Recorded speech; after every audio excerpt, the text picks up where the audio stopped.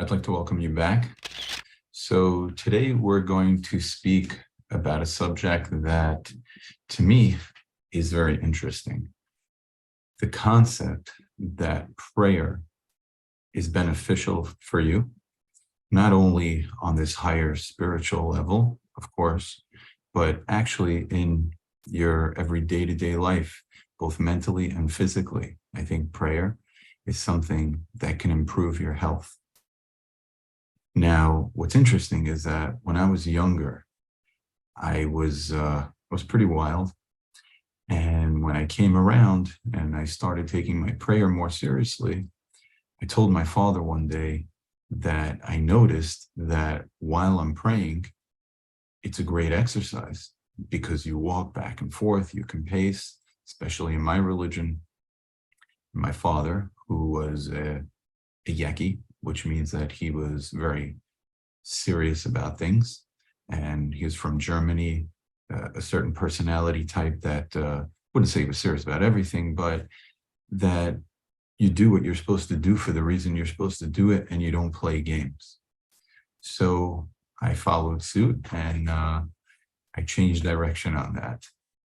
But recently I came across a couple of thoughts that I think even he might be interested to hear. First of all, I think that prayer is the ultimate breathing technique. Regardless of your religion, there is certainly breathing technique that is involved. You know, like we know the Muslims, they say Allahu Akbar. So you're going to say Allahu Akbar, Allahu Akbar. So even though this is completely not my religion, but you could see that as you're saying it, you're breathing out almost like a mantra, and then you have to catch your breath by breathing in, almost like this 4-second breathing strategy. And it's the same thing with Christianity, with Judaism, that when you pray, so as you say the words peacefully and calmly, you have to take this deep breath in order to swallow in enough air to say the next few words. And certainly we know that with Buddhism and monks, that would certainly be a thing because they're constantly meditating and focusing on their breathing and their humming. The next thing that I noticed was that it is a great exercise for people that have high blood pressure, cholesterol, or other types of maladies that need light exercise. Where can you get light exercise that is more befitting of these kind of sicknesses than when you're praying? And there are points where you have to stand. There are points when you have to sit. There are points where you pace. There are points where you are bowing, shaking.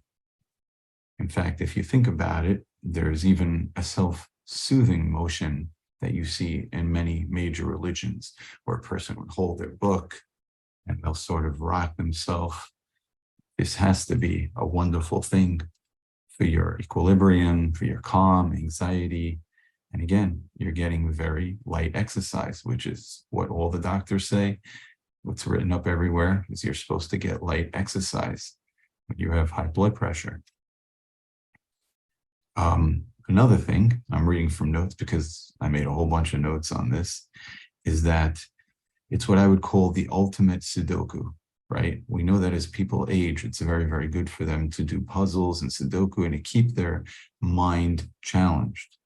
Now, when a person is praying, they have to focus their mind and their action. They're saying words, and at the same time, they need to think about what they're saying, especially in a long prayer.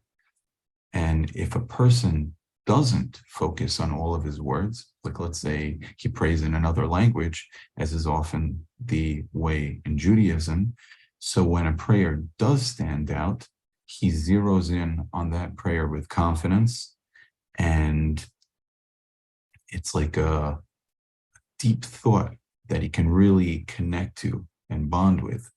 So whether you're praying and you're in connection with every word, or you're praying almost as a mantra where you don't really understand everything you're saying, but once in a while you connect with something, this is a fascinating way to stimulate your brain. You're thinking, you're concentrating, and again, you're connecting words with thought. The mantra of repetition versus making grammatical mistakes, especially as you get older, you don't think so clearly all the time. Sometimes you'll mess up your words. Sometimes you'll have a misthought, or you'll get a little confused. But when it comes to prayer, so you have the words, you have an understanding. And again, it's like this challenge to your brain to exercise. It's like a workout for your brain. So I think that the more you look into it, and these are only some of the thoughts I came up with, I'm sure you can come up with thoughts of your own, and I would love to hear about them in the comments.